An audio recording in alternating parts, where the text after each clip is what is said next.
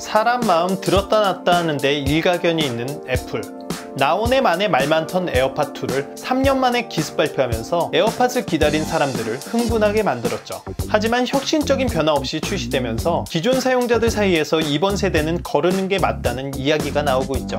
이때 참 애플스러운 타이밍으로 파워비츠 프로를 출시합니다. 기존 에어팟 2가 만족스럽지 못한 다른 니즈의 소비자들에게 솔깃한 제안을 제시한 건데요. 과연 에어팟 2와 비교해서 어떤 차이점들이 있는지 지금부터 이야기해 보도록 하겠습니다. 먼저 파워비츠 프로가 에어팟 2와 비교할 만한 제품인가부터 확인해 봐야겠죠. 첫 번째로 에어팟 2와 동일한 H1 칩셋입니다. 이로 인해 시리아 하고 부르면 음성 호출이 가능합니다. 그리고 기기 간의 향상된 연결 속도를 제공합니다. 한 번 충전으로 최대 9시간까지 사용 가능하며 충전 케이스까지 있다면 24시간 사용이 가능합니다. 자, 그럼 에어팟의 대항마로 손색이 없죠? 그럼 바로 시작하겠습니다. 첫 번째, 디자인 및 색상입니다. 처음 에어팟이 출시되었을 때부터 콩나물이네, 전동 칫솔이네 하는 등의 많은 이야기가 있었습니다. 하지만 지나고 나서 보니 블루투스 이어폰 중에 가장 심플하고 납득이 가는 디자인이 되었죠. 지금 에어팟은 아이폰 유저 인증 역할도 합니다. 이번에 출시된 파워비츠 프로는 상당히 디자인이 잘 빠졌고 심지어 살짝 간지나기까지 합니다. 그동안의 스포츠용 이어폰은 거추장스러운 게 많았죠. 완전 무선이 되면서 선들이 다 제거되어 간결해졌고 경량화에도 성공합니다. 게다가 파워비츠 프로는 아이보리, 모스, 네이비, 블랙 4가지 컬러로 출시되었습니다. 출시 전 여러 색상이 나올 것이라는 루머와 달리 단일 컬러로 출시되어 실망한 존버러들이라면 상당히 구미가 당기는 부분입니다. 두 번째, 착용감입니다. 착용감은 에어팟의 가장 큰 장점 중 하나입니다. 장시간 사용해도 착용감이 거의 없고 잘 빠지지도 않죠.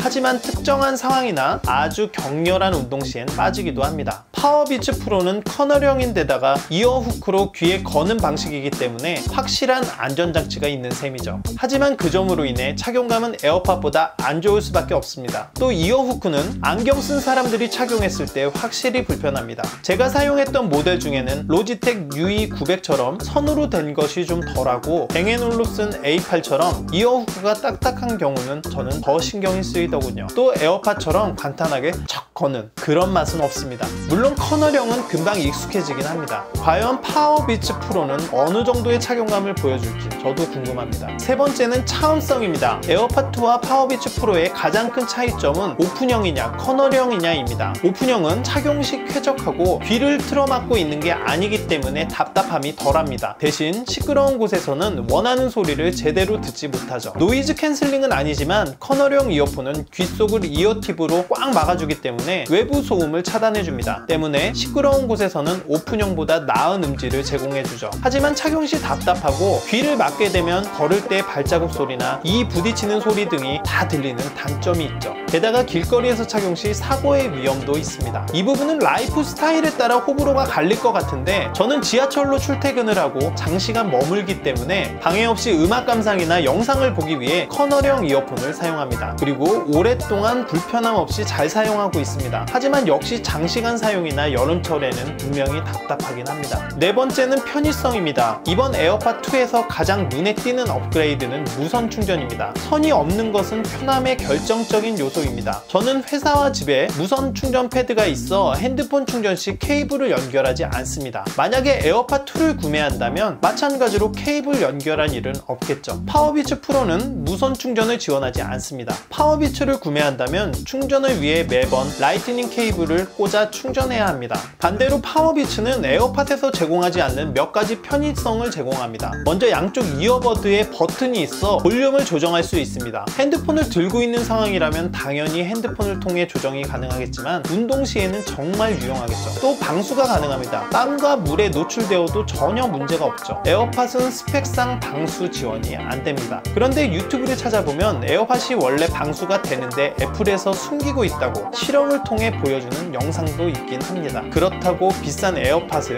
물에 확 담그기는 찜찜한 구석이 있죠. 이렇게 볼륨이나 방수 기능을 파워비츠에만 적용시킨 것은 운동용 이어폰이라는 컨셉으로 잡았기 때문인 것 같은데 기술력도 있겠다. 두 가지 모델에 전부 적용했으면 우리가 더 좋아했을 텐데 그 쉬운 걸 안 했네요. 다섯 번째는 음질입니다. 이어폰이기 때문에 음질을 생각 안 할 수는 없겠죠. 아직 두 가지 이어폰 모두 접해보지 못했기 때문에 전작들의 성향에 성향에 밀어 예상해 보도록 하겠습니다. 먼저 에어팟 에어는 전체적으로 플랫한 성향의 이어폰입니다. 에어팟 2 후기를 보니 이 성향은 크게 바뀌지 않은 것 같더군요. 게다가 더 명료한 소리를 내준다는 이야기도 있습니다. 반면 파워비츠 프로의 전작인 파워비츠 3 리뷰를 찾아보니 최근 제품들로 오면서 밸런스를 많이 잡기는 했지만 중저음이 강한 성향의 이어폰이라고 합니다. 애플이 인수되기 전에 비츠는 닥터 드레와 상의하여 사운드를 디자인했고 힙합에 어울리는 사운드로 만들었기 때문에 중저음 중심이었죠. 하지만 애플이 인수한 뒤 출시된 제품들은 밸런스의 균형을 많이 잡았다고 하더군요. 애플 홈페이지 파워비츠 프로 제품 설명란에 아래와 같은 문구가 있는데 어떤 성향의 사운드를 들려줄지 상당히 궁금합니다. 마지막으로 가격은